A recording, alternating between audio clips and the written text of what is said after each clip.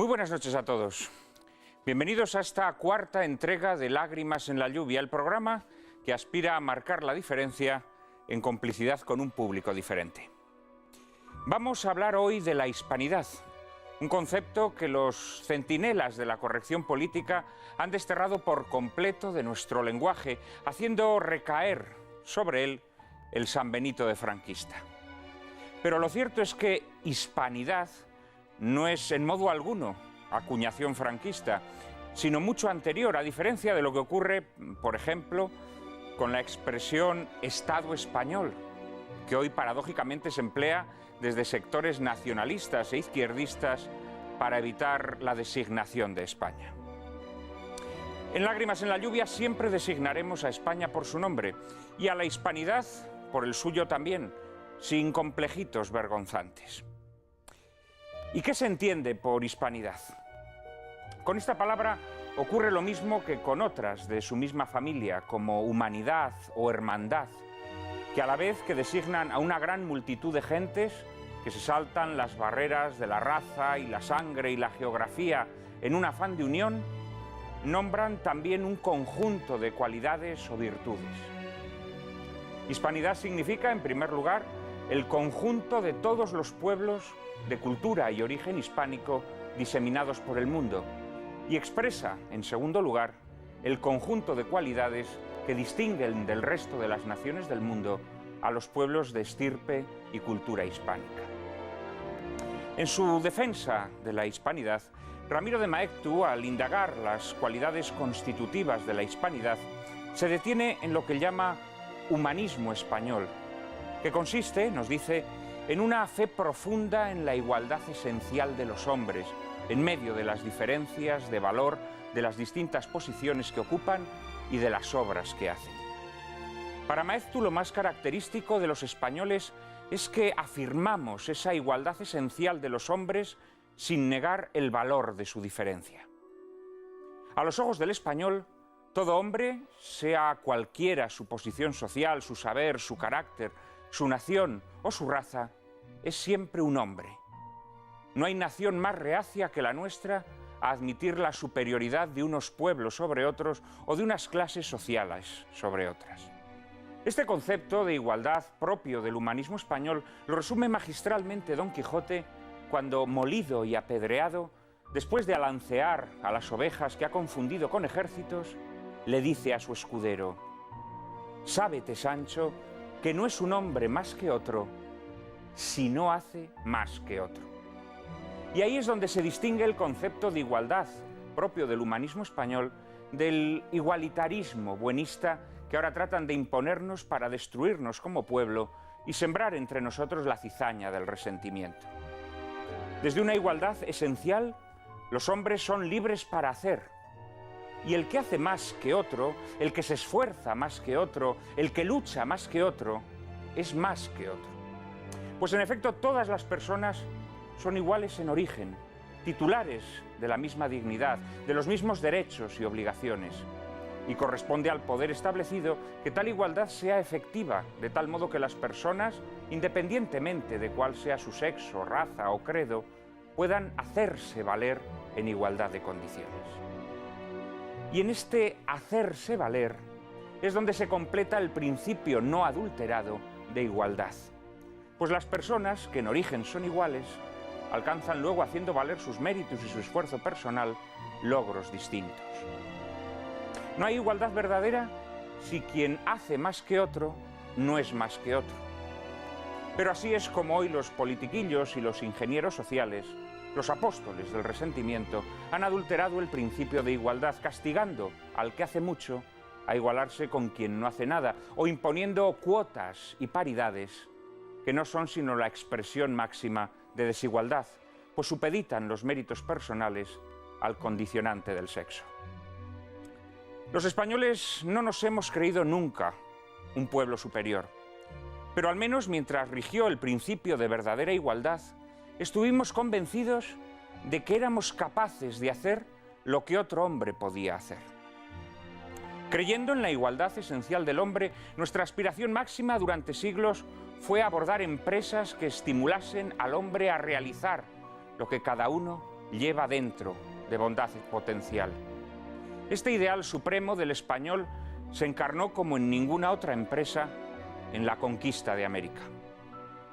Decía Manuel García Morente, el gran filósofo español, autor de este libro que les recomiendo vivamente, Ideal de la Hispanidad, publicado en la editorial Homo Legens, decía García Morente que en la historia de España la salida a América, la conquista y civilización de América no constituye un accidente más o menos fortuito, más o menos hábilmente explotado, sino un rasgo que necesariamente brota de lo más profundo del alma española. Los españoles no fuimos a América para traernos América a España, sino para vivir allá, para fundar allá, para crear allá otras Españas, otras formas de ser español en fecundo mestizaje. Y es que el español no siente y casi no comprende las relaciones abstractas. Su concepto de igualdad necesita cuanto antes conocer al otro, establecer con el otro una relación que se funde en la singular persona de ese otro. Por eso, entre españoles, el trato puede más que el contrato, y las obligaciones de amistad pesan mucho más que las obligaciones jurídicas. El español se vincula por lazos de amistad, conoce a los hombres, los trata, convive con ellos, pero no como frías abstracciones del derecho político o del Código Civil, sino como cálidas realidades de amor y de dolor. Y de esa necesidad de fundirse con el otro en amor y dolor nace el impulso de la hispanidad. No negaremos que en aquel fundirse con América que nos completó como españoles no se cometieran muchos abusos, pero fueron abusos nunca permitidos por la ley ni garantizados por la religión, a diferencia de lo que ocurrió, por ejemplo, en las colonizaciones anglosajonas. En contra de lo que pretende la leyenda negra, en la América española nunca hubo un genocidio. En la América española hubo, es verdad, una mortandad mayúscula de indios causada mayoritariamente por las enfermedades traídas del Viejo Mundo. Y hubo, es verdad, muchos encomenderos brutales, pero nunca genocidio, a diferencia, por ejemplo, de lo ocurrido en América del Norte, donde los nativos fueron prácticamente exterminados. Tampoco hubo en la América española el gigantesco comercio de esclavos que otras potencias coloniales organizaron en el África Negra. La reina Isabel prohibió que los indios fuesen esclavizados, y tal prohibición fue reafirmada taxativamente por su nieto, Carlos V, pese a que la esclavitud seguía siendo por entonces una institución vigente y la piedra angular de la organización económica. Y esta mayor benignidad de la conquista española solo es comprensible a la luz civilizadora del cristianismo que impulsaba a nuestros reyes y a muchos de aquellos españoles aguerridos que se embarcaron en una aventura de consecuencias imprevisibles. La misma fe, por cierto, que según Marcelino Menéndez Pelayo, en el célebre epílogo de su Historia de los heterodoxos españoles, dotó a España de una conciencia de nación, de gran nación, librándonos de ser muchedumbre de gentes colecticias nacidas para la presa tenaz de cualquier vecino codicioso. El día en que esa fe acabe de perderse, continúa el gran polígrafo santanderino, volveremos al cantonalismo de los reinos de taifas. A este término vamos caminando más o menos apresuradamente, y ciego será quien no lo vea. Profético, don Marcelino. Hoy no tenemos entre nosotros a Menéndez Pelayo, pero el cuarteto que nos acompañará después de la película es de Órdago.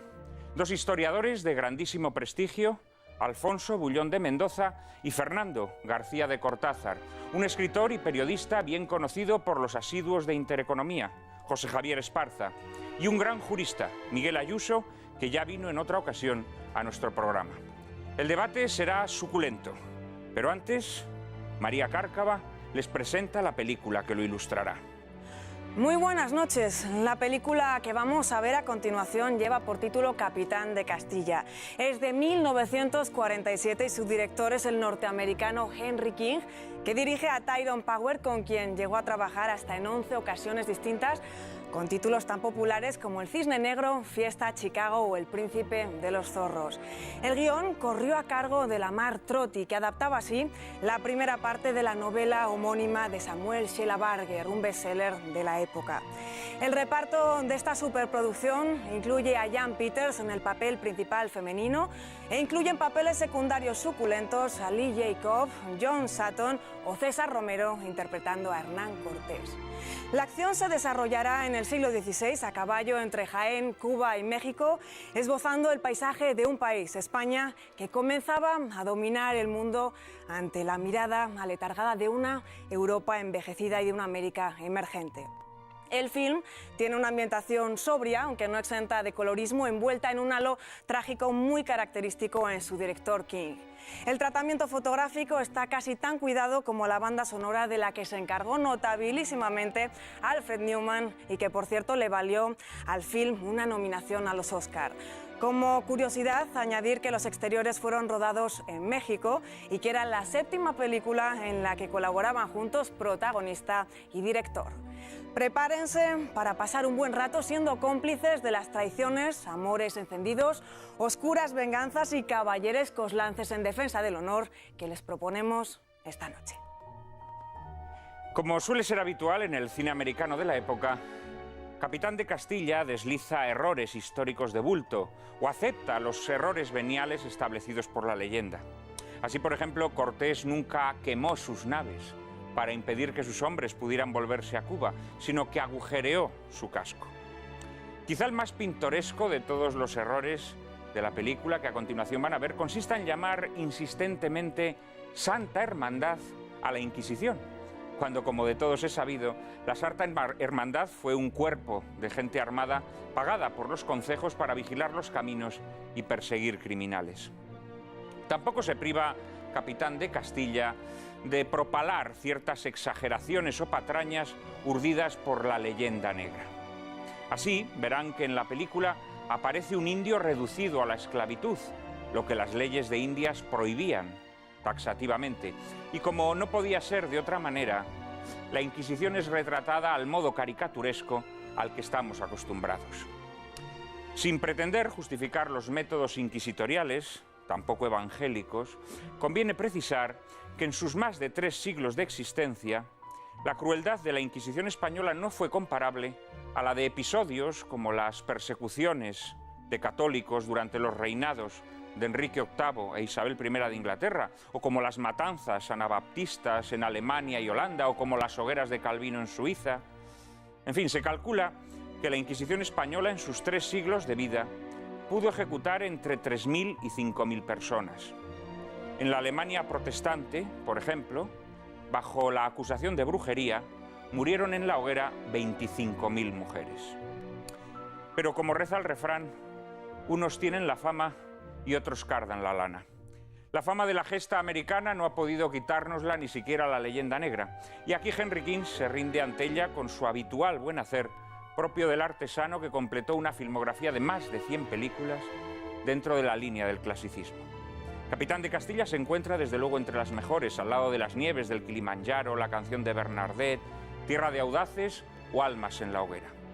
Que ustedes disfruten de ella. Luego, en compañía de nuestros invitados, tendremos ocasión de discutir sus deslices y de ponderar sus virtudes.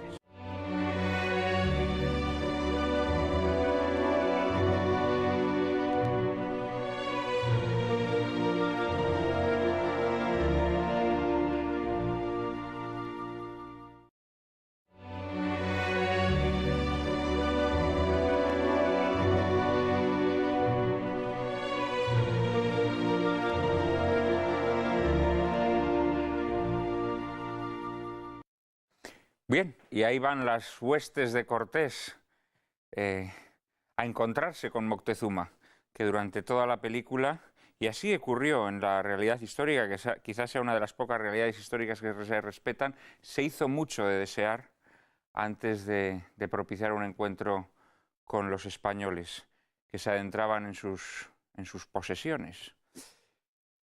Bueno, la verdad es que en esta última semana, María Cárcava, hemos tenido muchísima comunicación de nuestros espectadores.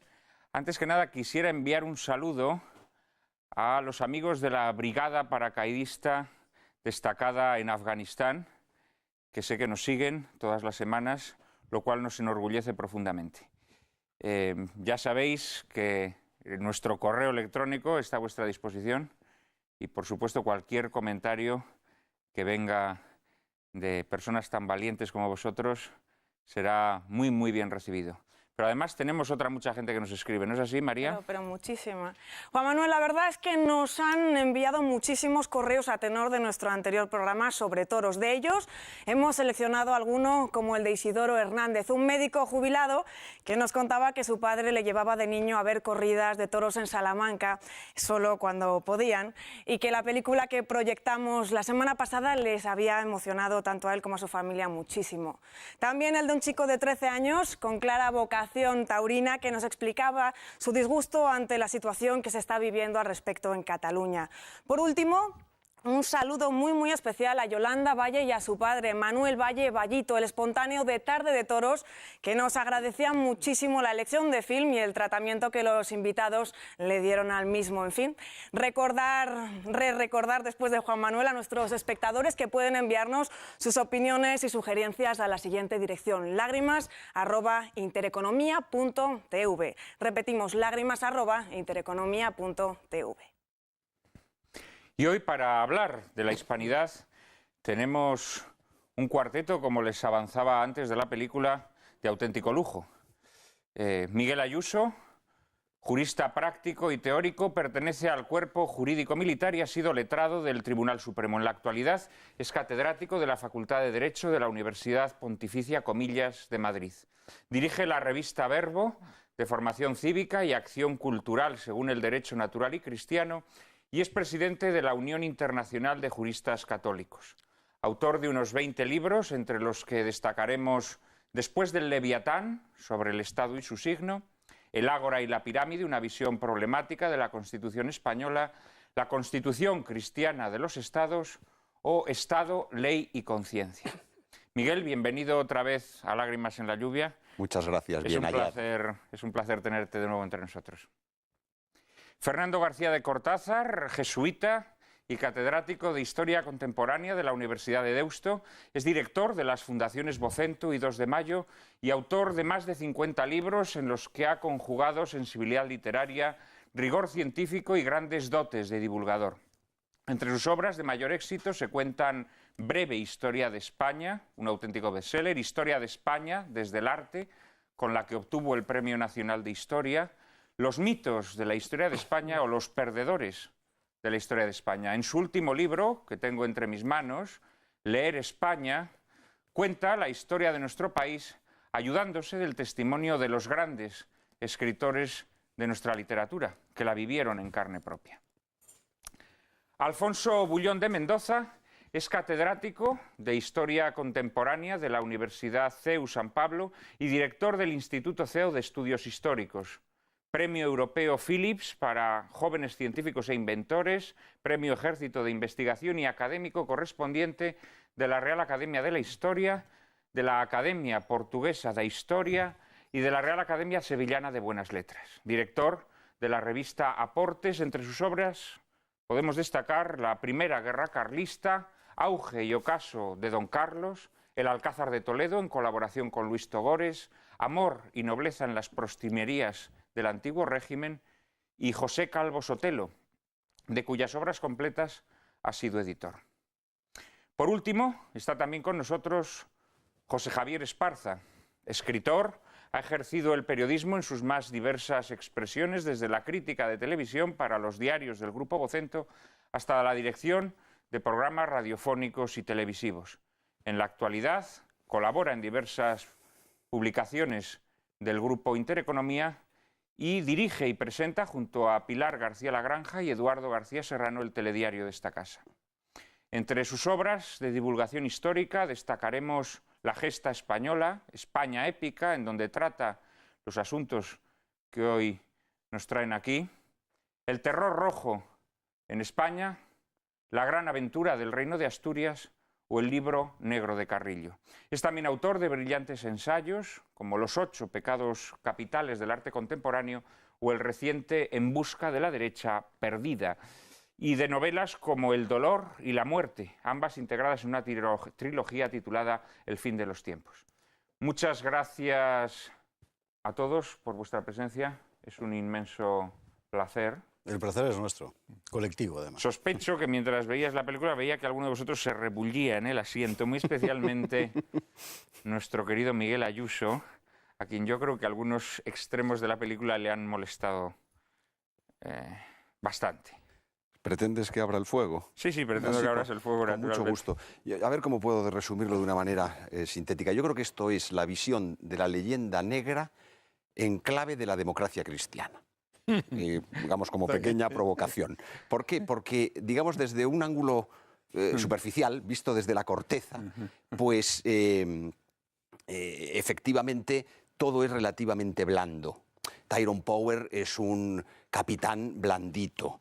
El fraile es incluso un fraile precursor del ecumenismo, diciéndole a Cortés que no derribe los ídolos, reprochándole que los haya derribado y veniendo a decir que ya se caerán solos. Y en realidad... Bueno, no, ahí eres un poquito tergiversador. Lo que dices es que no hay que derribarlos a cañonazos. Y... Eres un poco tergiversador. Y Jan Peters ni siquiera está mona, que ya es el colmo. Es decir, no tiene la menor... Es una mujer verdaderamente muy sugestiva. ¿Esto a quién se lo atribuyes? ¿A la leyenda negra o a la democracia cristiana? Bueno, yo creo que a la democracia cristiana... La culpa de que no esté buena Creo que a la democracia cristiana, porque en La mujer pirata, por ejemplo, está estupenda. Pero si dejamos el nivel superficial y vamos al nivel profundo, es la leyenda negra en su sentido más venenoso. Más venenoso, que pasa mucho más naturalmente a partir de una apariencia templada, incluso dulce. Eso se ve en el tema de la Inquisición, cuyo tratamiento es repugnante, sobre todo habida cuenta del carácter verdaderamente popular que tuvo la Inquisición en España. El grito, viva la Inquisición, muera la policía, es un grito popular todavía en el siglo XIX. Y ciertamente en otro aspecto verdaderamente llamativo y odioso, que es esa visión brutal que da del campesinado, del pueblo, de los lacayos, de los siervos del señorito, hay que darle ese calificativo al inicio, ¿no? A mí me parece que esta es si se me permite como provocación inicial, me parece que esta es la síntesis. Esparza, sé que también has visto cosas de la peli, también te veía rebullir en el asiento, incómodo. Podrías bien decir, ha habido cosas de la película que incluso me han gustado. Porque, bueno, yo luego destacaré algunos méritos de la película. Yo, desde el punto de vista cinematográfico, no me considero apto para juzgar. Es decir, es una película entretenida, pero desde mi punto de vista plantea demasiado tarde las cosas importantes. Coincido prácticamente con todo lo que ha dicho Miguel, incluido lo de la democracia cristiana. Pero en lo que yo estaba reflexionando permanentemente cuando la veía es ¿por qué demonios no hay en el cine español reciente, en fin, pongamos reciente, los últimos 35 años, una película que pueda hablar abiertamente de estas cosas? Es tremendo.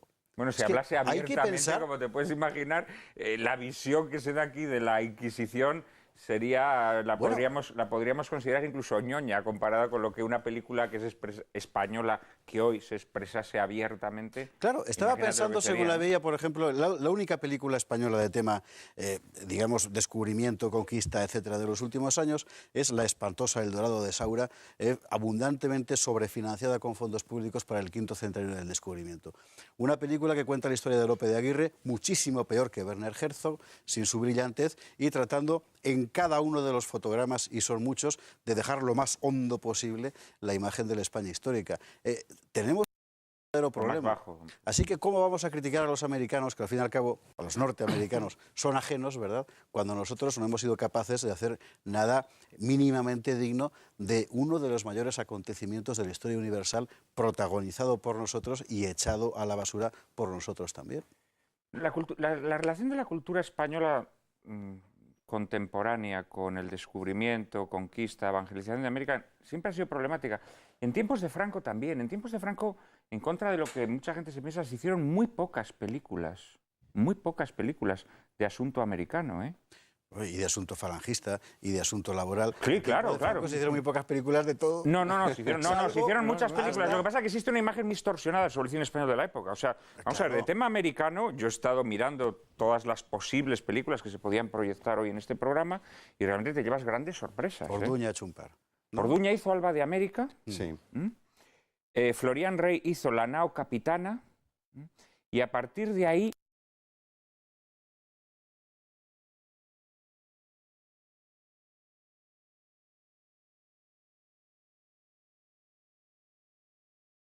es muy evidente. Hay una represión, digamos, de la natural curiosidad y del natural deseo que todo español siente de conocer su historia por parte de las élites artísticas o intelectuales en España, ¿no? Absolutamente. Esto es muy evidente. Y ciertamente, cada vez, las pocas veces que la historia de...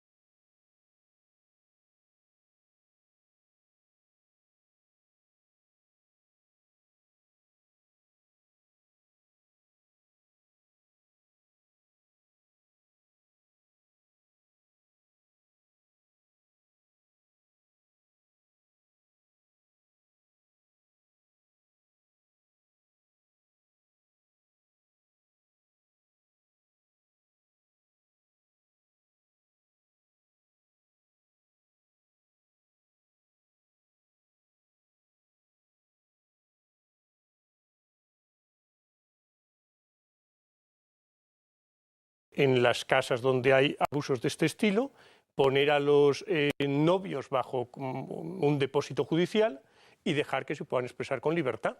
Y en los matrimonios de disenso en América, matrimonios notoriamente desiguales, en ocasiones, ningún padre puede aducir que es que su hijo es de muy elevada condición y la otra contrayente lo contrario, porque eso no se admite. Es decir, ante la Iglesia son todos iguales, el amor expresa la libertad del hombre y la Inquisición garantiza que en lo que se llaman juicios de disenso en América, en el 90 y tantos % de las ocasiones, los que se quieren casar lo pueden hacer. Cambia precisamente cuando la Inquisición decae, cuando en el siglo XVIII impera la razón. Claro, ante la razón el amor no es razonable. E incluso llega a haber a finales del siglo una pragmática de Carlos III de matrimonios desiguales que prohíbe incluso que el sacerdote pueda casar a aquellos que quieran casarse con todas las penas que traía consigo el que hacer un matrimonio desigual. Por lo tanto, ya digo, aquí, pues para resaltar algo de la Inquisición, y puesto que ha salido, decir que era la gran defensora del amor en el antiguo régimen. Bueno, mira, al final el amor entre Jan Peters y Tyrone Power sin la Inquisición no hubiera sido posible. Exactamente, sí. ¿Dónde situarías, Fernando, muy buenas noches, Muy buenas noches. ¿Dónde situarías tú esa infiltración de la leyenda negra y en qué momento no la supimos detener? Porque la realidad es que la leyenda negra pesa como una losa, ¿no?, sobre la historia de España. Sí, yo creo que sí, pero probablemente pesa más para los propios españoles. El problema de España es que los propios españoles a veces interiorizamos las peores visiones que se dan en el extranjero, pero no interiorizamos las buenas que se dan, porque quizás en este momento las mejores visiones que se dan de la época de la conquista, colonización, evangelización americana, pues se dan desde fuera. Quizá la obra de Hugh Thomas sobre la conquista de México, pues es una obra que no se ha escrito desde España. Y viene a dar razón a aquella frase que yo a veces he empleado en mis clases, no sé de quién es, que la conquista la hicieron los indios y, por el contrario, la emanciparon los españoles, puesto que en el siglo XIX los criollos eran españoles que estaban descontentos de cómo se les trataba o querían efectivamente, imbuidos por ideas de la Ilustración, ideas de la independencia de América, querían, diríamos, independizar, emancipar ese gran territorio. O sea que yo creo que efectivamente la leyenda negra nos ha hecho mucho daño, como nos han hecho mucho daño, y en esta película también se ven los grandes mitos de España. España es la creadora de mitos, de grandes mitos literarios, como yo no creo que haya otro país. Es decir, somos los creadores de la Celestina, somos los creadores de Don Quijote, de Sancho, de Don Juan. Aportamos lo suyo también al gran mito de Carmen, de Mérimée y compañía. Pero no quiere decir eso... Y el Cid, que es un personaje histórico, pero es un mito literario. Efectivamente, el Cid también, puesto que además el poema del mío Cid se escribe 100 años después del héroe real y se escribe con una mentalidad clara. Eso sí que es manipulación histórica también. Se escribe con la idea de engrandecer el poderío de Castilla y de colocar a los nobles en su sitio frente a la monarquía, ¿no? O sea, eso sí que es una cierta manipulación. Ahora que hablamos de manipulación histórica se ha dado siempre, y en este gran texto es una clarísima manipulación de la historia con un claro objetivo, como he dicho, destacar el poder de los reyes sobre los nobles y destacar el poder de Castilla sobre los demás reinos. Efectivamente. Entonces, pero no quiere decir ¿Y qué mitos históricos plantearías tú como mitos tergiversadores, digamos? No, pero quiero decir que a todos los periodistas, historiadores, se sienten, y cinéfilos o directores de cine, se sienten la tentación de creer que todos los españoles somos Quijotes o Sancho Panza. A mí el otro día un periodista francés me preguntaba sobre si Florentino, el director o presidente del Real Madrid, era Don Quijote. Y le dije, pues mire, no creo que sea muy Don Quijote, es un empresario que calculará la inversión, los riesgos de su inversión. Entonces no me parece que conviene... Era el ventero. Sí, claro, ¿no? Está bien, eso sí. Oh, entonces yo creo que... Carrasco. Claro, entonces que es un problema que también este tipo de películas nos plantean, ¿no? Es decir, España tiene una gran imagen, o un exceso de imagen, pero no quiere decir que esa imagen sea buena. ¿Qué imagen tiene Bélgica? Pues probablemente pues ninguna. ¿Qué imagen tienen los belgas? Los españoles tenemos una gran imagen, pero probablemente pues no ajustada a la realidad de un país ya moderno, de un país que, bueno, pues que los asuntos económicos y las multinacionales ya no les son ajenas, por muy ajenas que pudieran ser ese tipo de reflexiones económicas en el siglo XVI, y que, sin embargo, pues seguimos con esa imagen muchas veces en el exterior y en la crónica periodística, pues de Don Quijote, de Sancho, el donjuanismo, el fraile, el cura, el militar, etcétera, etcétera, que todo esto, diríamos, aparece en América. Por ejemplo, es clarísimo, y menos mal que ya los filólogos pues lo han puesto en su sitio, cuando dicen los españoles implantaron a base de arcabuz, etcétera, el idioma. Bueno, pues el mapa lingüístico americano se completa a finales del siglo XIX. Cuando se construye el ferrocarril argentino, pues se da cuenta la gente de que es bueno hablar en una especie de lengua universal, que es el español, frente a suizos, argentinos, italianos, etcétera, que están trabajando ahí. Y entonces el mapa se complementa. ¿Por qué? Porque la Iglesia ha explicado el Evangelio en las lenguas autóctonas, en las lenguas nativas, y no ha hecho gran esfuerzo por decirlo en español. O sea que por un lado está eso, y por el otro lado, bueno, pues cómo no recordar, cuando llega el 92, para aguarle a España el festín y la fiesta del 92, la Comisión Justicia y Paz, presidida entonces por el arzobispo Echegaray, luego Cardenal Echegaray, que se ha caracterizado, pues como saben ustedes... que es francés, porque la gente pensará que es de San Sebastián. Exactamente, está muy bien. Caracterizado por... Vasco-francés. Vasco-francés, efectivamente. Gabacho cardenalicio. Bueno, pues el hecho, no sé si lo sabéis, es impresionante. Mira, la Comisión Justicia y Paz saca un documento terrorífico sobre el origen del genocidio y del racismo en el mundo. Y entonces lo pone directamente, el texto de esta comisión lo pone en la conquista de América. Entonces yo estaba como asesor, como fuera, en una revista que sigue existiendo, que se llama Cuenta y Razón, que la presidía entonces Javier Marías. Y Julián Marías. Julián Marías, y la dirigía Javier Tusell. Bueno, entonces Julián Marías me dijo, bueno, tú que eres muy combativo y muy beligerante, ¿por qué no respondes al cardenal, bueno, que no era cardenal entonces, al arzobispo Echegaray? Y entonces leo el texto. Entonces yo digo, ¿cómo puedo abordar la respuesta? Entonces estoy pensando, bueno, voy a ir a la Enciclopedia Británica, voy a ver la voz racismo, etcétera, etcétera. La veo y no me inspira nada. Pero he aquí el descubrimiento que voy a la Enciclopedia Francesa y el arzobispo Echegaray se dedicó a copiar casi literalmente trozos de la enciclopedia francesa en su texto, en donde ponía que el origen del racismo, del genocidio, lo relacionaba con Hitler, etcétera, etcétera, estaba en la conquista de América, pero eso está ahí. Y entonces se permitía decir que, bueno, que había excepciones, como por ejemplo Bartolomé de las Casas y Francisco de Vitoria y Francisco Suárez, a lo cual yo contesté, se ve que no ha leído a ninguno de los tres, porque no les podría poner en el mismo saco. Al poco obispo de las Chiapas solo estuvo 7 meses, cuando la obligación de un obispo es residir en la diócesis, solo estuvo 7 meses en Chiapas, compararlo con la gran gloria filosófica de Vitoria o de Suárez. Este tema que ha sacado Fernando es muy interesante, porque claro, nosotros nos estamos dirigiendo ahora a 2 o 3 generaciones de españoles que han sido educados en la convicción, 1, de que los españoles esclavizaron a los indios, 2, de que la Inquisición quemaba a los indios para que se convirtieran, 3, de que allí hubo un enorme genocidio de los que los responsables somos nosotros.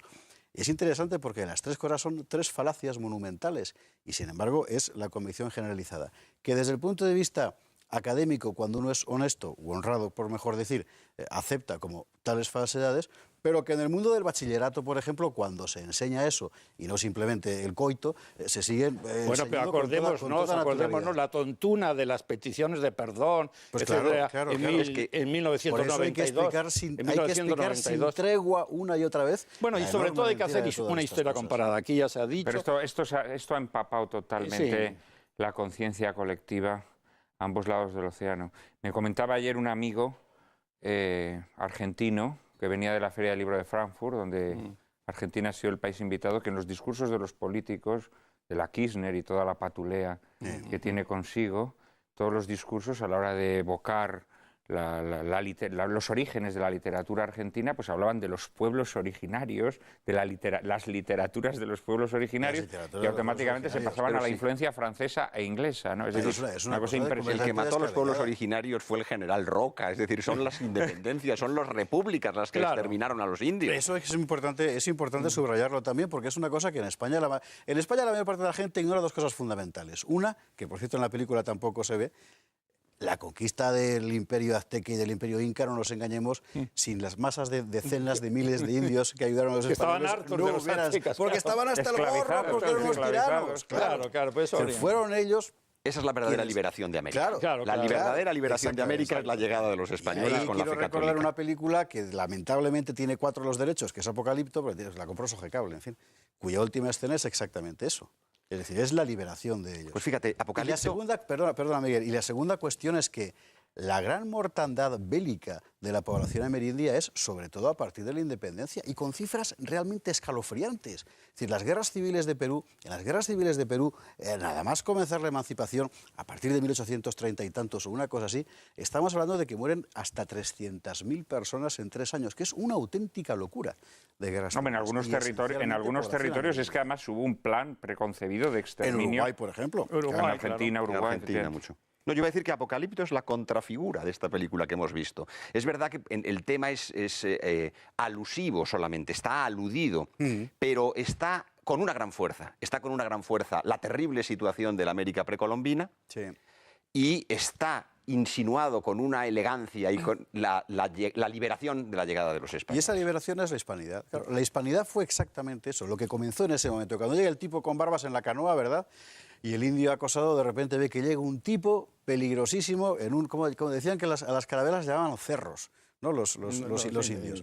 Bueno, en un cerro, ¿no? Porque pensaban que eran montañas que se movían por el agua. Y a partir de ese momento comienza algo completamente único en la historia de la humanidad, tan único que el caso de nuestro emperador Carlos es el único que yo conozco en toda la historia de un soberano que en pleno auge de la conquista ordena detenerla hasta tener la certidumbre moral de que está obrando bien, que es lo que hace en la controversia de Valladolid, ¿no?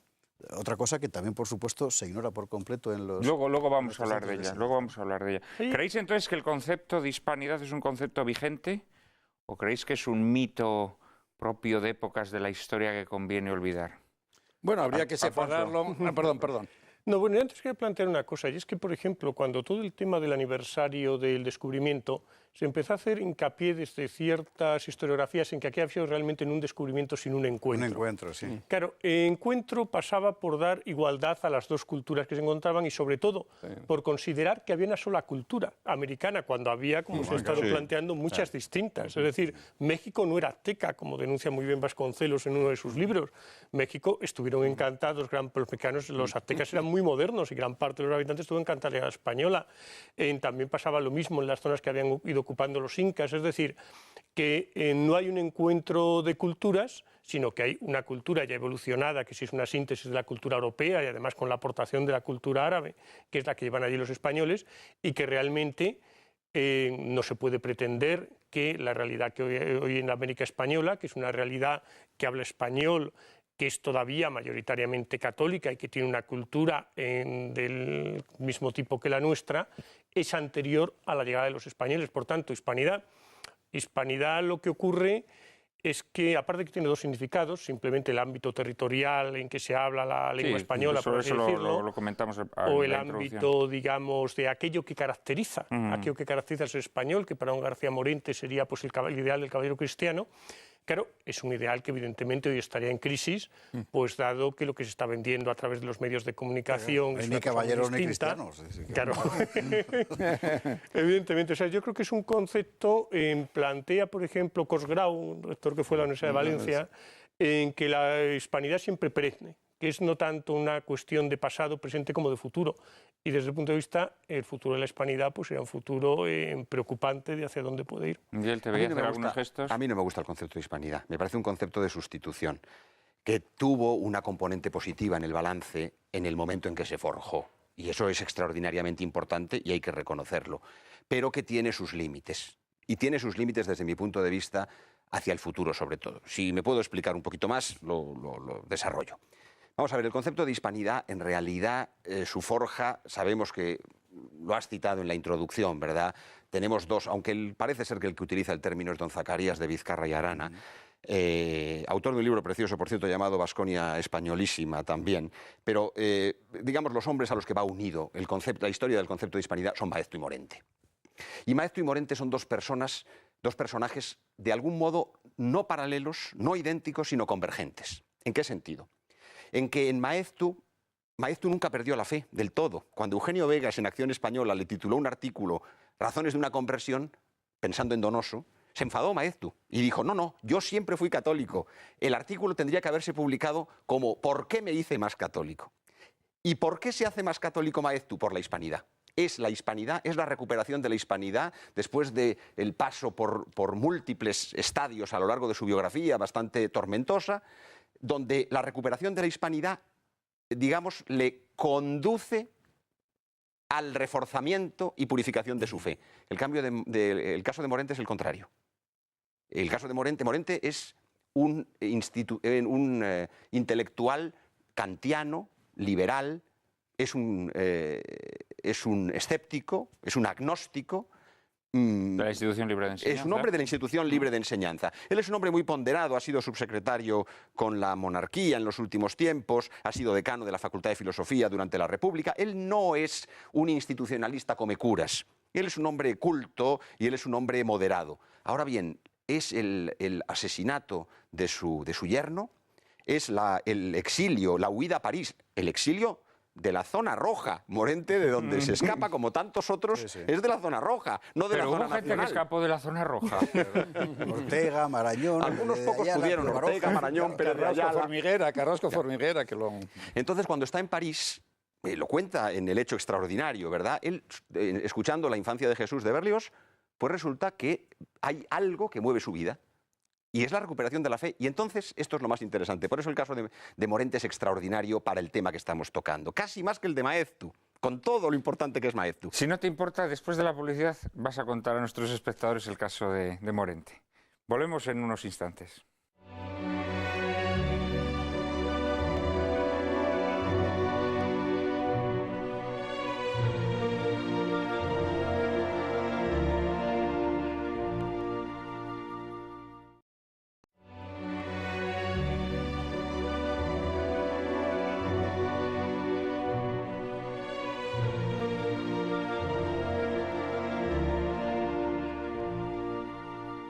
Muy buenas noches otra vez. Nos había dejado Miguel Ayuso con la curiosidad a flor de piel, narrándonos el proceso de conversión o de cambio de García Morente, como ejemplo también de esa convergencia desde situaciones distintas con Maeztu en torno al concepto de hispanidad, que nos decías que en realidad es un concepto que no te gusta porque es un concepto de sustitución. Y también supongo que nos vas a explicar sí. a qué es lo que sustituye. Sí. Adelante, por favor. No, lo que estaba diciendo era la convergencia del proceso de Maeztu, que es de la hispanidad a un reforzamiento de la fe, y el de Morente, que es el opuesto. Es de la recuperación de la fe a la afirmación de la hispanidad.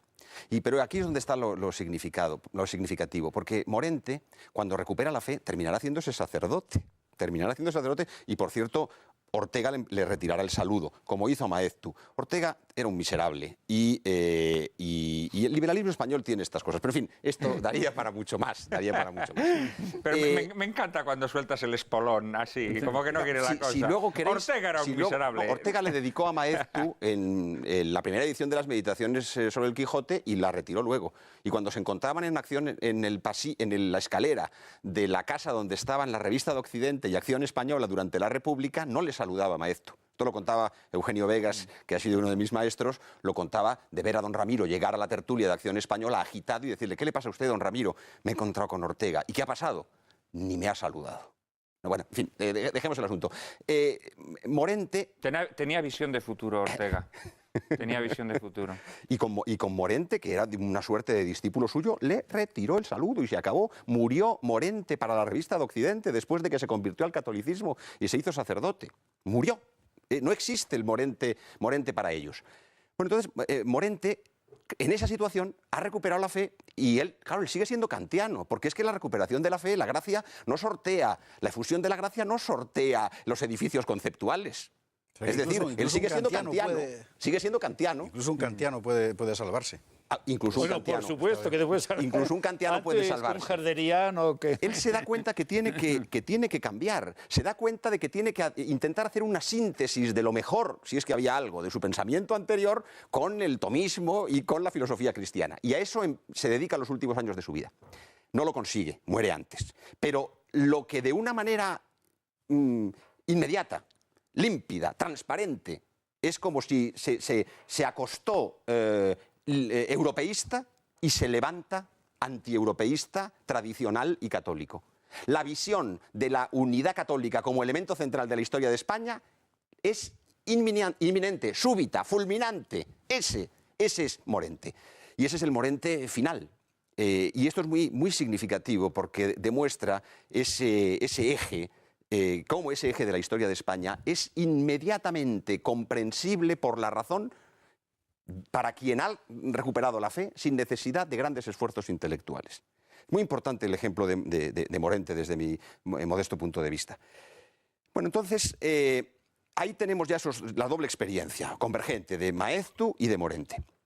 ¿Pero por qué digo que es un concepto de sustitución? Porque en realidad el concepto de hispanidad es un concepto que tiene esa fortuna y que se corresponde con la pietas patria, se corresponde con la virtud del cuarto mandamiento y tiene esa importancia por personas que no habían sido patriotas, por personas que no habían practicado esa virtud y que la comienzan a practicar. Pero digo que es un concepto de sustitución porque en realidad se queda corto, porque la hispanidad como concepto cultural tiene su interés, en realidad sustituye a la cristiandad hispánica, es decir, a la monarquía hispánica. Y ese es el elemento central. Y ese es un elemento que ya no es solo cultural, que ya es político. Y que tiene que ver con la interpretación completa de la historia de España. De la cristiandad mayor, que se rompe cuando nacen los estados europeos y que queda reducido en la monarquía hispánica durante la época de la Casa de Austria como cristiandad menor. Y esa cristiandad menor incluso rota en el siglo XIX por la irrupción de las ideas liberales, ilustradas y liberales, que lejos de ser las que construyen España, son las que destruyen España y que quedan reducidas a una especie de cristiandad mínima que sustancialmente sería el carlismo. Claro, pero lo que ocurre, perdón, es que la sustitución, si me dejas un momento, que plantea Zacarías de Vizcarra, es una sustitución al día de la raza. Es decir, no a lo que tú has planteado, que sería evidentemente mucho más amplio, sino a la idea de Día de la Raza, que se acuña para el 12 de octubre como fiesta en Argentina y que naturalmente plantea Vizcarra, esto no tiene ni pies ni cabeza, porque además seremos la raza cósmica. Por lo tanto, el sustituir eso por hispanidad sí me parece un progreso. Claro. Evidentemente, si nos vamos hacia el retraer al sentido de la historia de España, sin duda. Digo que distinto. Yo creo que es una cosa buena, pero que tiene sus límites. Esa sería lo que... Sí, yo creo que Miguel ha explicado el asunto, no es que lo hayas explicado al revés.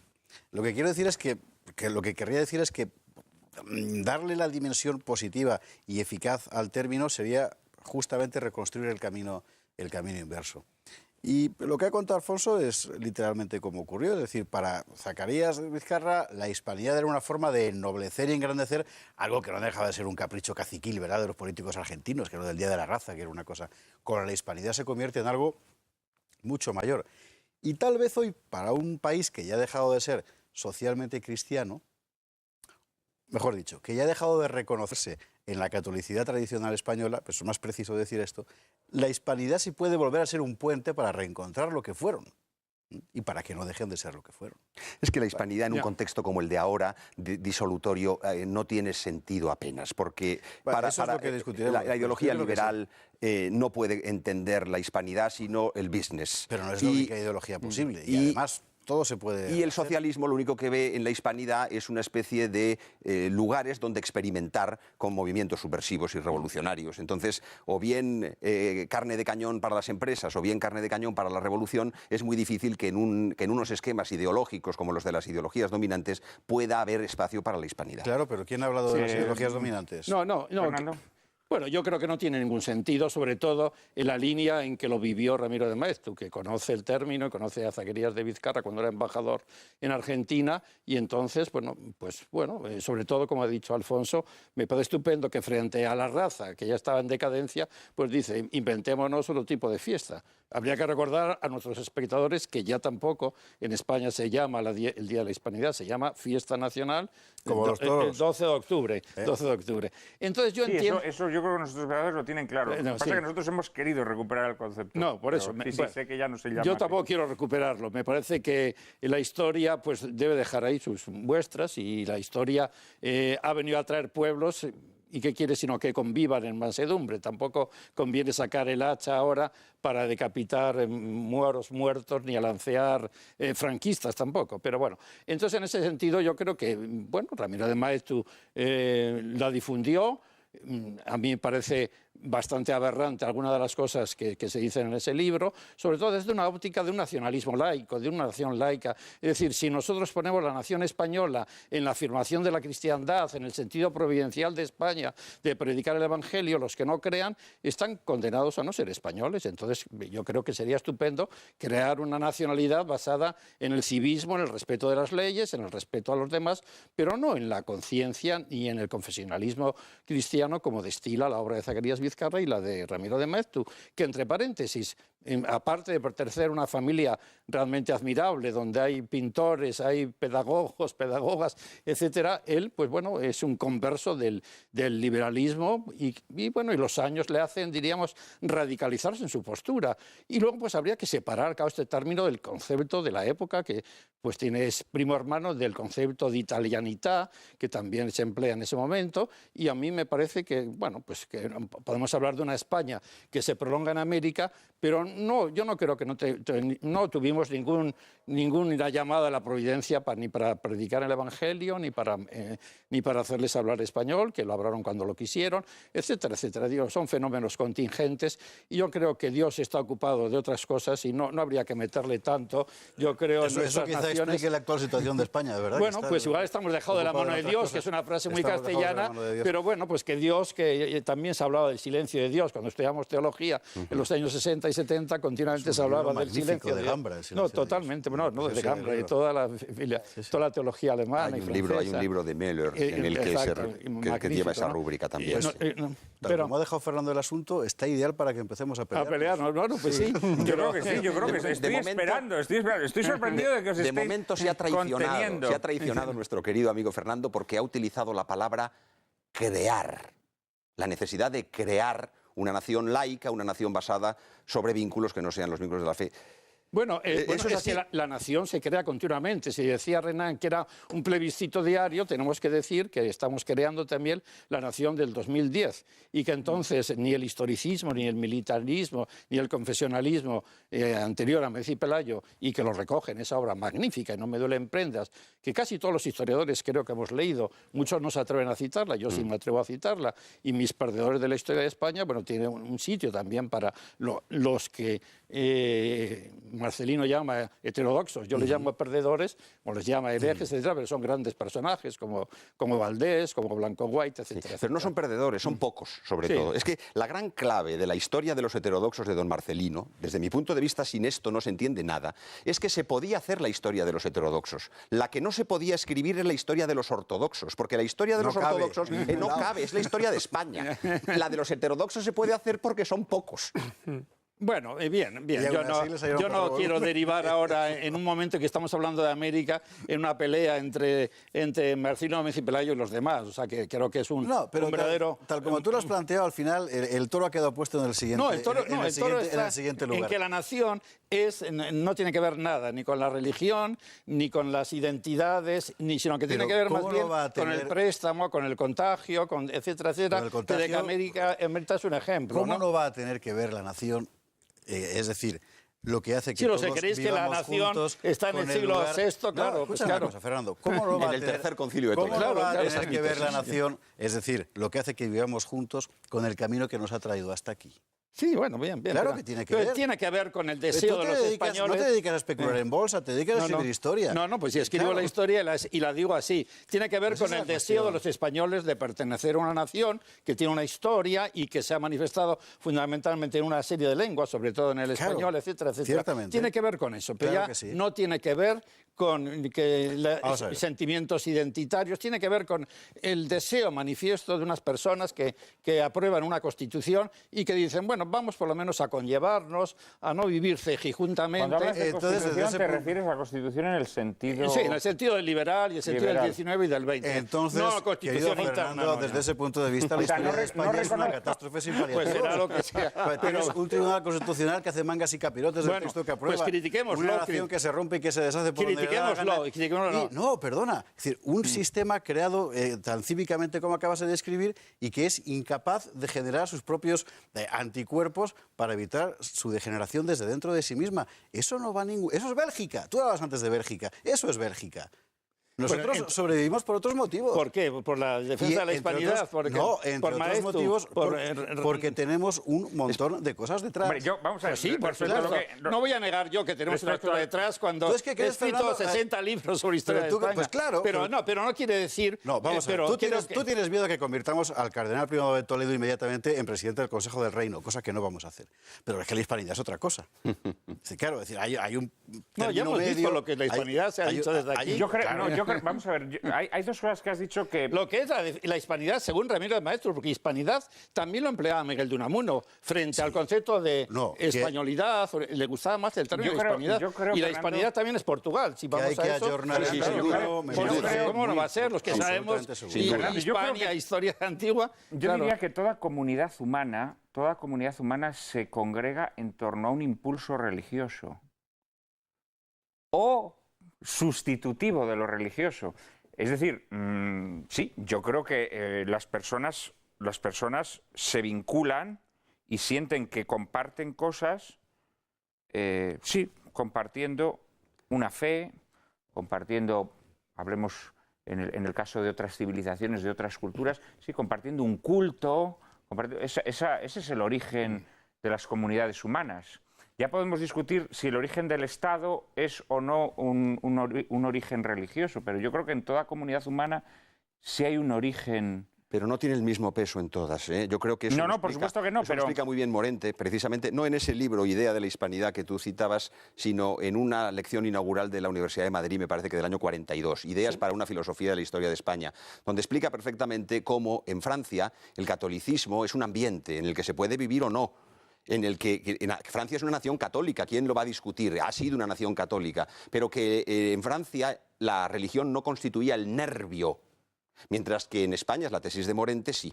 Y yo creo que esa tesis es acertada, ha sido acertada, y precisamente en cuanto eso se ha ido diluyendo el sentido de España. No es casual la situación en la que nos encontramos, más bien está conectado no con el deseo de tener que construir o crear cosas, sino que lo que se ha demostrado es que cuando se ha pretendido crear o construir algo, lo que se ha hecho es destruir lo que eran los vínculos naturales, y que esos vínculos cívicos no han llegado a sustituir a los vínculos naturales.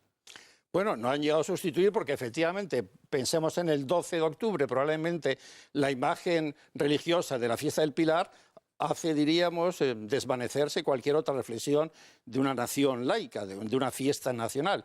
Y porque realmente en España, desde el 19 y el 20, los símbolos laicos de la nación pues han luchado contra las expresiones o manifestaciones religiosas, muchas veces lanzadas o impulsadas desde un nacionalcatolicismo que efectivamente les han absorbido. Porque a veces es mucho más fácil explicar, como explicáis vosotros, que la nación es la identificación con un credo o con una religión, que la nación es la identificación pues con una constitución o con unas ideas de libertad y de igualdad que están ya en la Constitución francesa o están en la independencia de Estados Unidos, etcétera, etcétera. Bueno, como probablemente es mucho más fácil, y yo soy, ya se me ha presentado como se me ha presentado, soy cristiano practicante, es mucho más fácil probablemente explicar a un niño y enseñarle a un niño desde la óptica religiosa, utilizando ejemplos del niño Jesús, del Evangelio, etcétera, que es desde una óptica puramente laica. Yo entiendo que los padres agnósticos probablemente lo tienen mucho más difícil para Yo creo que no educar. es más fácil, es verdad. Y bueno, aparte de que sea verdad, pero digo que es más fácil enseñarle probablemente valores que son valores más allá de la religión, del sacrificio, de la entrega a los demás, del heroísmo, de la generosidad, etcétera, desde la conducta, por ejemplo, pues de Jesús, etcétera, que es de la conducta o de los ejemplos laicos. Yo me consta que así es así por muchos agnósticos que conoces, que te dicen eso. A mí ya me gustaría utilizar la reflexión religiosa, como la emplearon en mi caso, pues para reforzar vínculos, diríamos, cívicos y sociales. Pero lo que es evidente, claro, tú sitúas el nacimiento de España, ¿qué lo sitúas? ¿En las constituciones liberales? Por supuesto, claro. O sea, tú no de España, de la nación española, el concepto nacional, de Vive la Nación, de 1794. Bueno, porque es ahí se grita viva la nación. Y entonces, ¿por qué? Porque creo que Napoleón tiene que ver mucho con la nación. Sí, claro. Porque él la crea para Francia y los demás la crean frente a él. O sea que yo creo que efectivamente tiene que ver mucho con la nación. Con lo que no tiene que ver nada es con el Concilio de Toledo. O sea, no tiene que ver nada, porque la prueba es que además, cuando en el siglo XIX los liberales dicen viva la nación, y lo digo en castellano, los curas carlistas decían abajo la nación, viva la religión, porque efectivamente pensaban que la religión era algo que se Tienes que decir que los liberales Es que decían los también pueblos lo no son tragan, naciones, Servilón y toda la son vida. tradiciones. La cosa no Y era- Alfonso, Miguel. Es que los pueblos no son naciones, son tradiciones. La nación, en sentido revolucionario, que pretende convertirse en un concepto político identificado con el Estado, eso sí que es un invento del siglo XIX. Y eso es un desastre, eso es lo que ha destruido a los viejos desastre pueblos. es lo que tenemos ahora y lo que efectivamente Por ejemplo, lo que tenemos ahora es es consecuencia de ese proceso. Es un proceso que está directamente ligado con ello. Pero eso no es nacionalcatolicismo, lo que yo sostenía. No sé si lo que mis colegas, no me atrevo a hablar respecto de ellos. Respecto de mí, Sospecho sí. que aquí nadie ha defendido Pero eso. yo no, el nacionalcatolicismo sería lo contrario, sería una inversión perversa en la que se pondría lo religioso al servicio de la nación. Es al contrario, es la iluminación de la nación a través de lo religioso, en el servicio de lo religioso, porque la salud de las almas es la ley primera, según dice el adagio canónico. Bien, yo creo Alfonso. evidentemente que la nación es un plebiscito de lo cotidiano, que planteaba Hernán, que has citado, pero también es un producto de la historia. Entonces, claro, en la nación no puede nacer, es la famosa controversia que tiene Jovellanos, por ejemplo, con un Quintana sobre la Constitución, cuando plantea, España tiene ya su Constitución, que está formada por el conjunto de las leyes tradicionales españolas, que es el sentido inglés de constitucionalismo. Es decir, yo creo que la nación es producto de la historia y está incluso en nuestro caso incardinado claramente en una sociedad determinada. Cuando Toynbee hace su estudio de la historia, distingue unos modelos de sociedad. Entonces, todo lo que sería el mundo occidental es la civilización cristiano-occidental, porque está basado sus valores en el cristianismo, puede estar más o menos explícito en cada país. Por lo tanto, en el caso de España, en lo que es toda la formación de España, como en lo que es toda la cultura occidental, hay una huella importante y notable del catolicismo. Totalmente de acuerdo, pero claro, no sé si tiene que ver mucho con la idea de nación. También tiene que ver en Francia. Francia se llamaba la hija predilecta de la Iglesia. Claro, Sí, no, sí, pero lo que quiero decir... No, perdóname, Fernando, la hija primogénita, la hija predilecta igual era España. Lo que quiero plantear es que no es separable, en el caso de la historia de España y probablemente en la mayor parte de los países europeos, el tema de la religión del tema de la historia. Sí, claro, efectivamente. Yo cuando inicio mis investigaciones como historiador, a mi Artola, historiador laico, diríamos, me dice, la tontuna es hacer numerosas historias del movimiento obrero. En aquella época que estaba de moda el movimiento obrero, finales del franquismo, el movimiento obrero en Guadalajara, en Tenerife. Igual había 5 socialistas, no sé. Entonces, bueno, estudiemos la Iglesia, que es la que tenía importancia en la historia de España. Y así yo me introduje en los estudios de historia de la Iglesia, ¿no? Vamos un momento a publicidad y enseguida volvemos.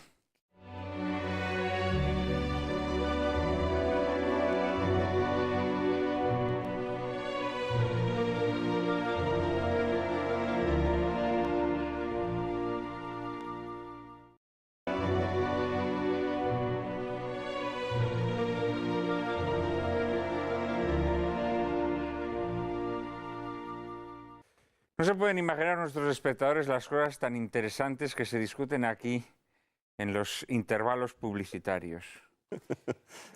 Hemos hablado antes de temas que se desprenden del concepto de hispanidad y hemos terminado hablando de si la nación española nace con las constituciones liberales, si por el contrario tiene que ver con la religión compartida de los españoles durante muchos siglos, si lo religioso es constitutivo de lo español o si por lo contrario es contingente y accesorio. Yo les prometo a todos nuestros espectadores que dedicaremos otro programa a hablar sobre todos estos asuntos, a hablar sobre el concepto de nación, a hablar sobre la importancia de lo católico en la Constitución de España, pero ahora vamos a intentar volver atrás y vamos a intentar seguir hablando del asunto que hoy nos convocaba aquí, América, el descubrimiento, colonización y evangelización de América. María Cárcava nos va a dar algunas notas sobre este aspecto último y, en este caso sí, fundamentalmente religioso. Vamos a ello. La gesta americana no se entiende si no se acepta que los españoles estaban imbuidos de una misión trascendente. No es posible hablar de conquista de América sin referirse a su evangelización. Lo primero que hicieron los españoles cuando pusieron los pies en América fue plantar una cruz en el suelo, y lo siguieron haciendo en todos los lugares en los que se asentaban. Junto a los conquistadores hallamos siempre a uno o varios sacerdotes dominicos, franciscanos y jesuitas. Tomaban a los indios bajo su protección, fundaban iglesias, escuelas, hospederías y hospitales, hasta formar poblados bajo el nombre de reducciones, extendiéndose desde el norte de México hasta el Paraguay. La Iglesia se desplegó en el Nuevo Mundo al mismo tiempo que la conquista política, pero mantuvo una posición de independencia que le permitió actuar como conciencia y freno moral del poder político. Será la presión de los religiosos la que llevaría a redactar las sucesivas leyes de Indias y la que promovería los debates como la controversia de Valladolid que mencionaban antes nuestros invitados. La reina Isabel ordenó en su testamento a sus herederos que nunca cejaran en la labor de evangelizar a los indígenas, y que ese habría de ser el principal fin de la conquista. Y la verdad es que así fue. Aunque posteriormente afloraron conductas reprobables y violentas dictadas casi siempre por la avaricia, pero la Iglesia se encargó de corregir muchos de estos abusos, denunciándolos ante el poder civil. Y al margen de estos casos aislados, la Iglesia no cometió violencias para convertir a los indios. Las poblaciones indígenas abandonaron el paganismo porque en sus estructuras mentales la religión estaba ligada al orden político y, derrumbado este, abandonaban sus cultos de origen porque ya no tenían sentido. Por eso la evangelización fue tan rápida. Los evangelizadores además propiciaron una labor revolucionaria en la época con la traducción del catecismo y de las escrituras a las más diversas lenguas indígenas, hecho que evidentemente favoreció la difusión de la nueva fe entre los nativos. Fernando, antes hablabas Hablabas de lo religioso como algo contingente. Sin embargo, ante una empresa como la conquista de América, es evidente que lo religioso es constitutivo. O sea, no se puede entender toda esta empresa que aborda España en ese momento sin referirnos, evidentemente. Sí, yo creo que sí, sobre todo desde el punto de vista, diríamos, de Isabel la Católica. Yo creo que en ella las ideas religiosas están muy presentes y es la gran obra de Castilla, porque eso habría que recordar a nuestros espectadores, ¿no? que es Castilla y no es Aragón y en cierta medida no es España. Es la corona de Castilla la que tiene como labor suya América, que eso también habría que recordar en un momento en que, por seguir la política de la corona de Aragón, Aragón y Castilla se meten en Europa, a Castilla le hubiera venido muchísimo mejor centrarse en América y abandonar cualquier epopeya o cualquier aventura pero luego imperial. Eso lo hace suyo, Carlos V. Bueno, lo hace desde el comienzo, pero digo que la que paga además el imperio y la que paga los platos rotos, diríamos, de Europa y de las conquistas de Europa es Castilla, que es donde además la corona puede poner impuestos y puede recaudar con más facilidad que en Aragón. O sea, por eso que habría que recordar que América está vinculada mucho más a Castilla que Castilla en un sentido grande, que también hay que recordar a nuestros espectadores que Castilla era Galicia, y era Asturias, y era el País Vasco, y era Andalucía, y era pues las Castillas, ¿no? Pero por eso hay tanto nombre vasco, por ejemplo, en América. A mí me llama la atención y siempre protesto cuando voy a Argentina y entonces pues levantan un monumento al vasco Juan de Garay. Bueno, pues es al castellano natural del País Vasco, bueno, que tampoco se llamaba País Vasco entonces, se llamaba Señorío de Vizcaya, se llamaba Guipúzcoa, etcétera, etcétera. O hay que recordar las cartas que escribe Elcano, que a los nacionalistas les tienen que sacar sarpullidos cuando se encuentran en el Escorial, las cartas de Juan Sebastián Elcano, y pone: un castellano de Guipúzcoa, Juan Sebastián Elcano, que es de ese pueblocito tan maravilloso y bonito de Guetaria, el gran comedor actualmente del País Vasco, y firmaba así sus cartas, porque él era un castellano. Eso habría que recordar ahora, que tenemos muy claro quizás el mapa de las 17 autonomías y no tenemos el mapa natural de buena parte de la historia de España. Entonces, Castilla, eso sí, yo creo que Isabel la Católica. Claro, después, a miles y miles de kilómetros, yo no voy a pensar que el conquistador, también podríamos recordar, y al hilo de esta película lo recordamos, qué tipo de gente fue también a la conquista, ¿no? Pues muchos hombres buscando fortuna, muchos hombres que se escapan incluso de la ley en España, etcétera, etcétera. Entonces, quizás pues en muchos de ellos no está claro ese pensamiento y la metrópoli está muy lejos, quizás para intervenir. Pero y también en muchos casos, bueno... admirables.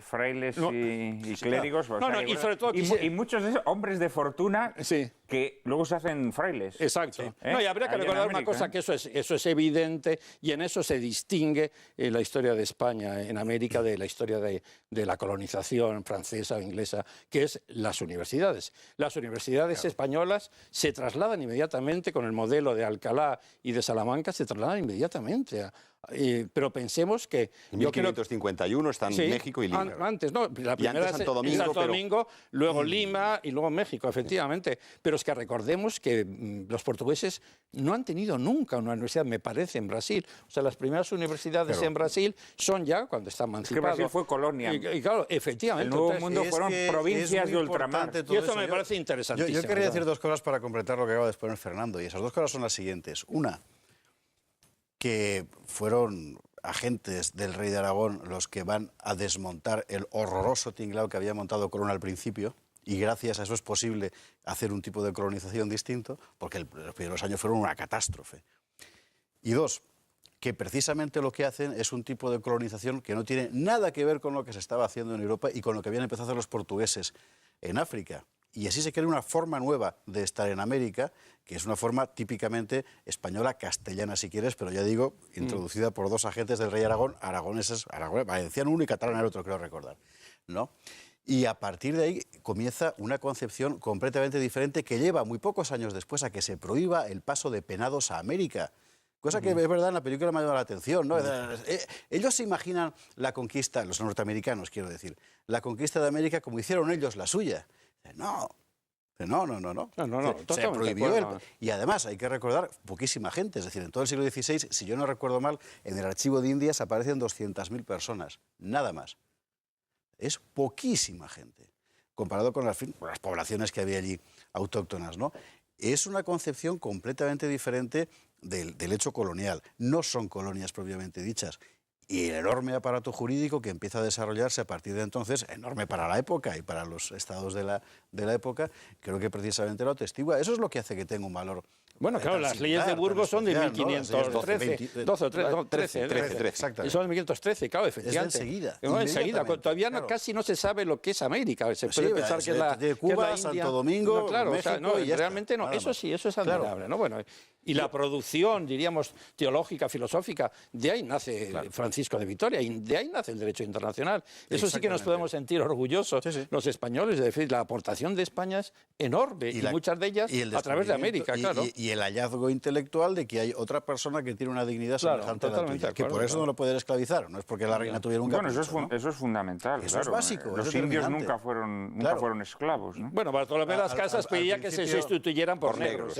Por eso Voltaire lo pone verde. Lo pone verde, Por eso claro, Voltaire no puede ver a Bartolomé de las Casas. Lo cual Justo tenía castigo una a su razón. perversidad. Sí, sí. Hay que Justo decir que castigo a su perversidad. hay que decir que tenía una razón aquello. Era el hecho de que ellos habían sido ya adquiridos como esclavos, por tanto no les cambiamos de naturaleza, ¿no? Pero bueno, no deja de ser. No, yo quería decir dos cosas. La primera es una pequeña precisión en el sentido de lo que decían Fernando y Javier respecto de que las Indias no fueran colonias. Este es el título de un libro famoso de Ricardo Levene, un historiador Exactamente. argentino, en el que jurídicamente demuestra cómo la estructura que se llevó al ultramar, a las provincias de ultramar, a los reinos de ultramar, era exactamente la estructura jurídica que había aquí. Es decir, el régimen de municipios a través de los cabildos y el régimen de las cortes a través de los congresos, con mayor o menor penetración, más el cabildo que el congreso, pero es la traslación. Luego, por tanto, no hay una mentalidad colonial, sino que hay una mentalidad exclusivamente de crear nuevas Españas, las Españas ultramarinas.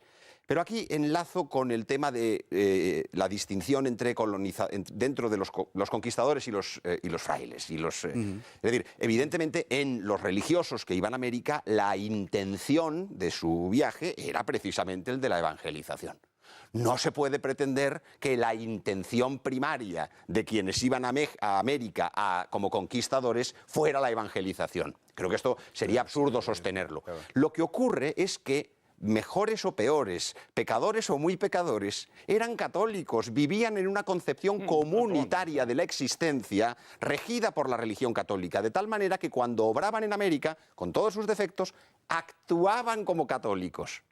De tal manera que eso es lo que explica que aunque la intención primaria para los laicos, para los conquistadores, no fuera propiamente la evangelización, con su acción, mejor o peor, evangelizaban. Y cuando surgían conflictos, porque estos conflictos se han suscitado siempre entre los dos poderes, esto es inevitable, digamos, el diálogo entre el poder civil y la Iglesia no tiene arreglo. Digamos que esto ha existido durante toda la historia. Ha habido momentos en los que en régimen de cristiandad, digamos, ha habido una subordinación, la potestas intemporalibus, respecto de las finalidades principales. Pero en América yo creo que hay que subrayar que también los conquistadores eran normalmente evangelizadores. No, y además es que era un fenómeno bastante corriente. Vamos a ver, fueron muchos hombres de fortuna, fueron incluso muchos delincuentes. El caso de Tyrone Power en la película que hemos visto, huye de la Inquisición. Había mucha gente que huía de la justicia, se embarcaba, se iba a América huyendo de la justicia. Pero es que mucha de esa gente, hombres de fortuna, hombres que iban a la búsqueda de un enriquecimiento, probablemente bajo el impulso de la avaricia, delincuentes, etcétera, etcétera, es que luego también vivían muchas transformaciones. Es que muchos de esos soldados de fortuna terminaban haciéndose frailes allí. Eso cuenta Bernal Díaz del Castillo concretamente, de todos los que conquistaron. O sea, que eso es un fenómeno, México con Cortés, es un fenómeno real. La lista es realmente llamativa. Efectivamente, la de los hombres de Cortés, ¿no? Sí, sí. O sea, que quiero decir que ahí pasó algo también, o sea, que efectivamente participaban de una visión especial de la vida, ¿no? Alfonso. Bueno, yo creo que es evidente, es decir, en la sociedad española era antes una sociedad muy vertebrada en torno a la religión, era la religión compartida, eran los valores comunes y todo español, fuera allí por lo que fuera, la verdad tenía ese sustrato. Quizá tú también como jesuita, ya que te presenté así, ¿no? el papel de los jesuitas en... Yo creo que es importantísimo. Es importante. Quizá no en el primer momento, ¿no? Porque claro, se crea... No había. Primero son los dominicos, claro. En 1511 está ya Montesinos diciendo lo que decía sobre el indio y la importancia que tenía, etcétera. O sea, son los dominicos, pero ya efectivamente a partir de 1550, 50 y tanto, ya los jesuitas están ahí, porque algunos jesuitas importantes se van con los portugueses, que es el caso de Francisco Javier. Ignacio de Loyola destaca a un íntimo amigo suyo, que es Francisco Javier, una persona a la cual él quería mucho, y lo destaca con los portugueses. Por eso Javier aparece como un santo portugués. O sea, yo me acuerdo con el motivo del 5º centenario del nacimiento de Francisco Javier, que ha sido ahora, pues yo fui el comisario nombrado por el gobierno del PP y luego confirmado por el gobierno del Partido Socialista de las celebraciones del 5º centenario de Javier.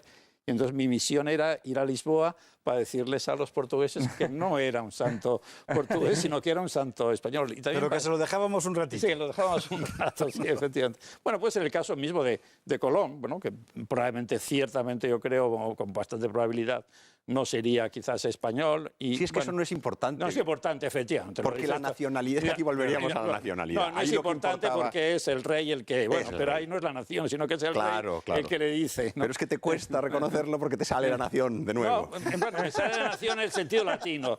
De natural, como sabes, la nación en el sentido era la patria chica, ¿no? Como la patria. Prácticamente hasta el siglo XVIII, con los ilustrados, es más bien la patria pequeña. Lo vemos en el Quijote y lo vemos en todos los textos, ¿no? De nación, vizcaíno. No quiere decir que le gustaría a los nacionalistas que hubiera una nación en Vizcaya, ¿verdad? Sino que era que habían nacido en Vizcaya, ¿no? Efectivamente. Pues entonces yo creo que efectivamente los jesuitas, y yo creo que el invento de las reducciones del Paraguay es emocionantísimo. O sea, eso sí que es, ¿cómo llamarle?, ¿no? Un presocialismo. Realmente es un modelo en la historia de las ideas y en la historia del pensamiento, incluso político, admirable.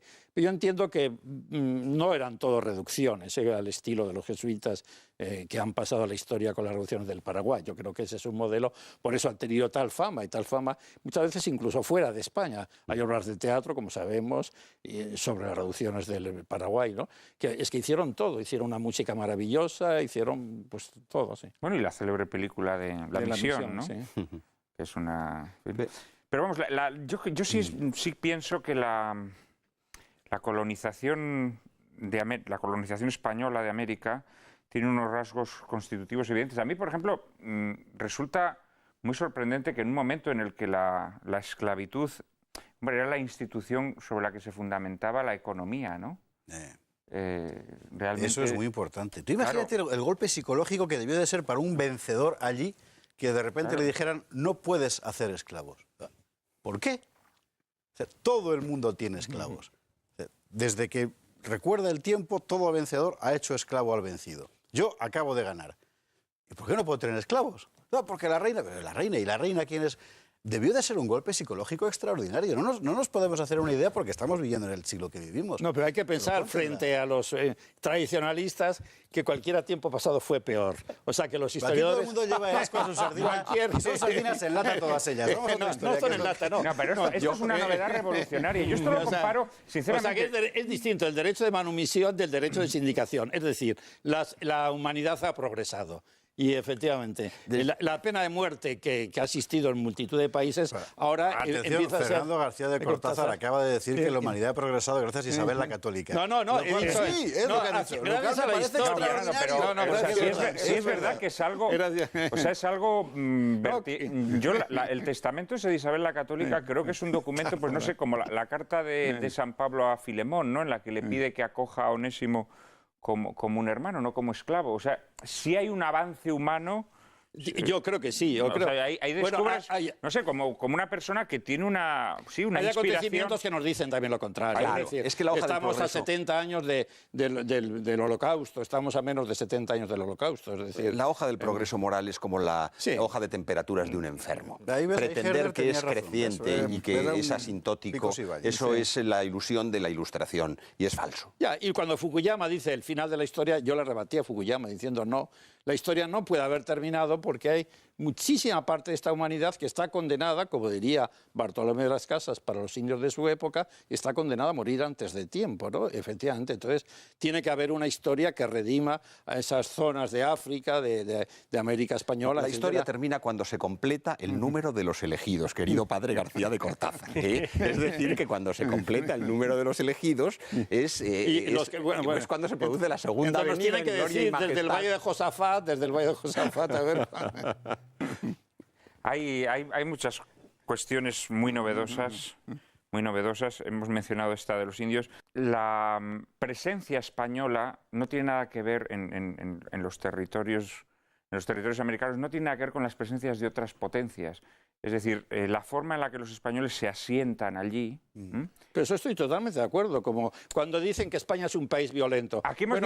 Menos violento que Francia o que Inglaterra. Pero habría que hacer una historia comparada de lo que supuso, diríamos, la dinastía Hannover en la implantación, diríamos, del Imperio Británico, o las guerras de religión en Francia, o la actitud de Enrique VIII, María Tudor, Isabel I, etcétera, etcétera. Claclaro, por una sola noche, la noche de San Bartolomé, ¿verdad? Tuvo más víctimas que toda la Inquisición. Claro, eso más de 300 años. Pero sí, claro. sí, eso Aquí hemos visto a Hernán Cortés con su intérprete, que es la Malinche en la película. Bueno, eso también es una cosa insólita. No, y un personajazo, en ningún otro... La Malinche, un personajazo. En ninguna otra dominación europea hubiera sido concebible que un caudillo de la dominación... Hay que recordar a doña Marina, que es el nombre, perdona Miguel, el nombre que se daba, que era el nombre que le daban a la Malinche, que era una esclava que los padres de ella, aztecas, habían vendido a los mayas.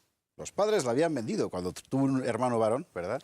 Y a estos mayas la entregan a su vez a Cortés como objeto, como regalo, cuando llega. Es que la realidad del mundo americano era esa, ¿eh?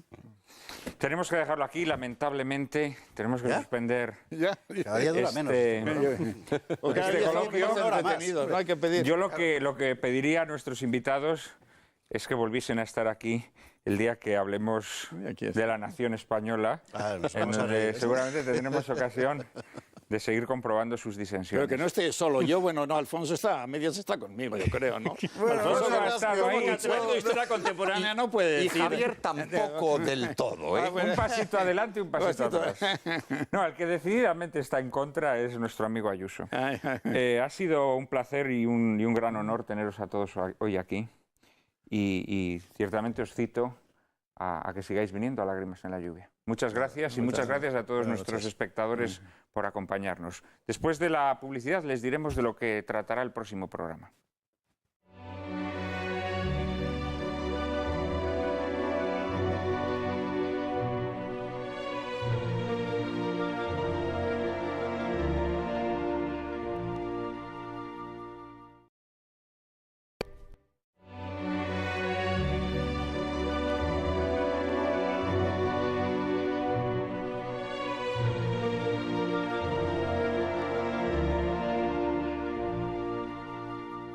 Cárcava, qué historia la de Hernán Cortés y la Malinche, ¿eh? Pues la verdad es que sí, Prat, a mí la verdad es que me dio muchísima pena Hernán Cortés. No, Hernán Cortés le causó muchos disgustos esa relación, pero la amaba de veras, ¿eh? Aunque en la película apenas se nos ha insinuado. Sin embargo, tú fíjate, a mí me recuerdas un poco a la Malinche. ¿Por qué? ¿Eh? Te ruego pues porque encarecidamente eres tan buena intérprete como ella. Yo cada vez que necesito que alguien traduzca mis palabras al inglés, inmediatamente echo mano de Cárcava, que tiene un conocimiento del inglés mejor que el que yo tengo del español. Qué bien que el jefe me ha hecho incumplido. Claro que sí. En fin, nos veremos la próxima semana, en la que les ofreceremos un programa dedicado a analizar las degeneraciones del noble arte de la política. La corrupción, las manipulaciones mediáticas y también los posibles antídotos con una política que sea regenerada desde abajo. Analizaremos también el fenómeno de los Tea Parties que tantos ríos de tinta está haciendo correr en los últimos meses. Y que la verdad es que tan cabreados tiene a los progres del orbe entero.